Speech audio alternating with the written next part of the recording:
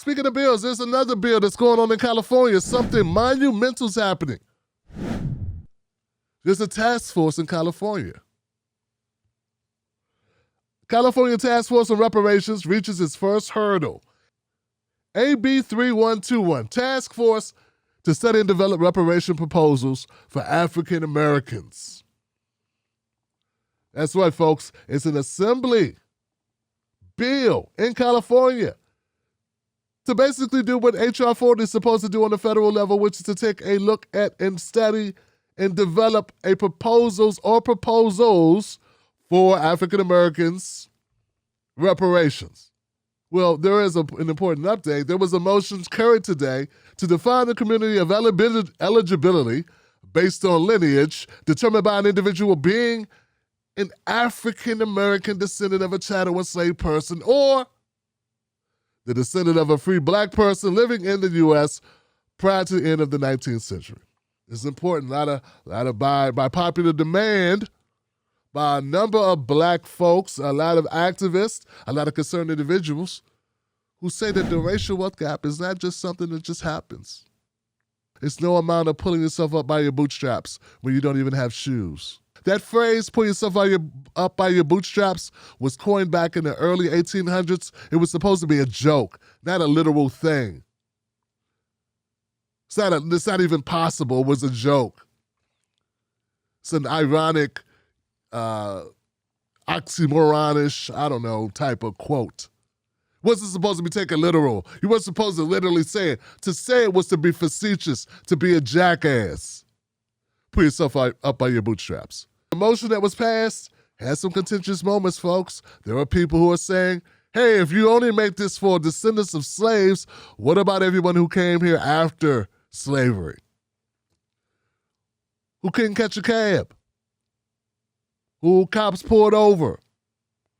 Who was discriminated against in housing or whatever, just regular life? What about all those people? And look, I want to say, I've had guests on this show who have argued this, who've argued that discrimination, if you come to America and you are black, you look black, you get treated like black people. You look black, you get treated like black. That's it. So I understand the argument, and I know that there are folks who believe that and think, and I want to step out, I want to say, all discrimination's wrong. I don't support discrimination for any person, anybody. I don't support it.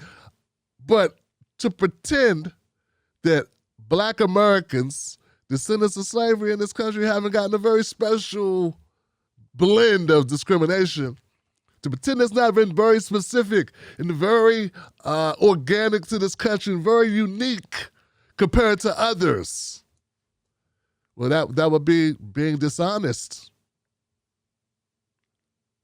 Totally dishonest. You know it's the difference between being Irish and being black. You know it's the difference between being black and being Asian. Let's ask your credit scores. Let's ask your net wealth. So these are the things we got to deal with, and we got to deal with it because it's America. Not you personally, but it's America. So I've also had people on the show like Dr. Derek Hamilton, Dr. Sandy Darity, Dr. Elwood Watson, a lot of professors. I'm getting professors on this show to discuss these issues. It's not just Tim Black talking. With emotions. I've had actual professors who have spent large amounts of their time studying these issues, and they came to share their thoughts with you. And I support this. I support this focused. Doesn't mean that others can't seek restitution for their own grievances. Doesn't mean that at all. This means that this is a unique grievance to a unique people in a very unique way over an extended period of time have endured some things that have shaped and produced the America that we now have. And I think that's important for us to acknowledge that. Now, here's the thing, and this is the reason why I wanted to go right behind this one bill, the bill of the anti-lynching bill. It took 120 years For us to even pass a federal to make lynching black people, well, I guess this is not just black people, this is anyone. This anti-lynching bill applies to all folks who are lynched. The fact that we consider it only black people just goes to show how discriminated against and terrorized black people have been. Because when you think of lynching, do you think of anyone else? No. But it's not a black bill. It's not a black law. It's an American law that protects all Americans from being lynched and making that a special designation as a hate crime. But it took 120 years for us to get there. How long would it take us to get there with reparations? We couldn't even get them to say, hey, it's even with Emmett Till being lynched in front of the world and it being on magazine covers such as Jet Magazine.